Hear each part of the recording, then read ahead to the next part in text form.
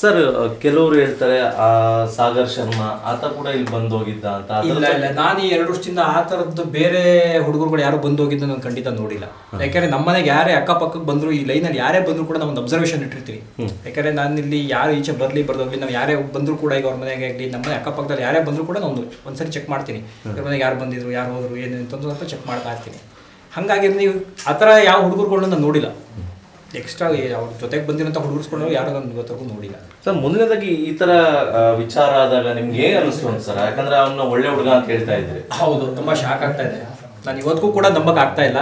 ಅವ್ನು ಹೋಗಿರೋದು ತಪ್ಪು, ಬಟ್ ಆದರೂ ಅದನ್ನ ಇನ್ನೂ ತನಿಖೆ ಆಗಲಿಲ್ಲ. ನಾವೀಗಲೇ ಅವನೇನು ಆರೋಪ ಅಂತಂದ್ರೆ ಹೇಳಕ್ ಆಗೋದಿಲ್ಲ. ಬಟ್ ನಾನು ನೋಡಿದ ಮಟ್ಟಿಗೆ ಆ ಥರ ಹುಡುಗ ಅಲ್ಲ. ಯಾಕೆ ಅವನ ಈ ಮನಸ್ಥಿತಿ ಇಟ್ಕೊಂಡು ಹೋಗಿದೆ ಅಂತ ನಮಗೂ ಗೊತ್ತಿಲ್ಲ.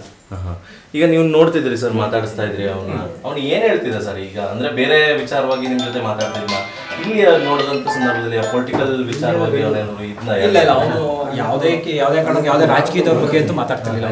ಯಾವುದೇ ರಾಜಕೀಯ ವಿಚಾರಗಳನ್ನು ಮಾತಾಡ್ತಿರ್ಲಿಲ್ಲ. ಅವನಿಗೆ ರಾಜಕೀಯದ ಬಗ್ಗೆ ಆಗ್ತಿಲ್ಲ. ಮತ್ತೆ ಜನರಿಗೆ ಏನಾದ್ರು ತುಂಬಾ ಒಳ್ಳೇದು ಮಾಡ್ಬೇಕು ಅನ್ನೋದು ಅವನಲ್ಲಿ ಇತ್ತು. ತುಂಬಾ ಅದೊಂದು ಹೇಳ್ಕೊಂಡು ಒಳ್ಳೇದು ಮಾಡ್ಬೇಕು, ಜನಗಳು ಒಳ್ಳೇದಾಗಲಿ ಅಂತೇಳಿ ಇದು ಮಾಡ್ತಿದ್ದ. ಅದ್ ಬಿಟ್ಟು ಬೇರೆ ಏನು ವಿಚಾರಗಳು ಮಾತಾಡಿಲ್ಲ ಅವ್ನು ನಮ್ಮ ಜೊತೆ. ಯಾವ ರೀತಿ ಹೇಳ್ತಿದೆ ಸರ್ ಒಳ್ಳೇದು ಮಾಡ್ಬೇಕು ಅಂದ್ರೆ? ಎಲ್ಲ ಈಗ ಏನಿದೆ, ಈಗ ಏನಾದ್ರು ಬಡವ್ರಿಗೆ ಇವ್ರಿಗೆ ಏನಾದ್ರು ಮಾಡ್ಬೇಕು ಅನ್ನೋ ಆಸೆ ಇರುತ್ತೆ ಹೊರತು ಅವನಿಗೆ ಬೇರೆ ಏನೋ ಇದಿರಲಿಲ್ಲ ಅಂತ ನಾನು ಹೇಳ್ತಾರೆ. ಅಂದ್ರೆ ನಿಮ್ ಜೊತೆ ಹೇಳ್ತಿದ್ನ ನಾನು ಒಳ್ಳೇದು ಮಾಡ್ಬೇಕು ಅಂತ. ಅವರು ಫಾದರ್ ಎಲ್ಲ ಮಾತಾಡಿದಾಗ ಬೆಳಿಗ್ಗೆ ನಾನು ಕೇಳ್ಕೊಂಡಲ್ಲ, ಅವ್ರು ಮನೇಲಿ ಹೇಳಿದ್ದು ಅದನ್ನೇ. ಈಗ ಜನಕ್ಕೆ ಒಳ್ಳೇದಾಗ್ಲಿ ಅಂತ ಅವ್ನು ಇದು ಮಾಡ್ತಿದ್ದ ಅಷ್ಟೇ ಹೊರತು ಅವ್ನು ಬೇರೆ ಯಾವ್ದು ಕೆಟ್ಟ ಉದ್ದೇಶ ಅವ್ನಿಗೆ ಇರಲಿಲ್ಲ ಅಂತ ಅವ್ರ ತಾಯಿ ಕೂಡ ಅವ್ರ ತಂದೆ ಕೂಡ ಅದನ್ನೇ ಹೇಳಿದ್ದು. ನಿಮ್ ಜೊತೆ ಏನು ನನ್ನ ಜೊತೆ ಆ ಥರ ಇದಕ್ಕೆ ಇದೇ ಹೇಳಿಲ್ಲ ಅವ್ನು. ನನಗೆ ಬರೀ ಮಾತಾಡಿಸ್ತಿದ್ದ ಅಷ್ಟೇ, ನಾರ್ಮಲ್ ಆಗಿ ಮಾತಾಡ್ತಾ ಇದ್ದು ನಾವು.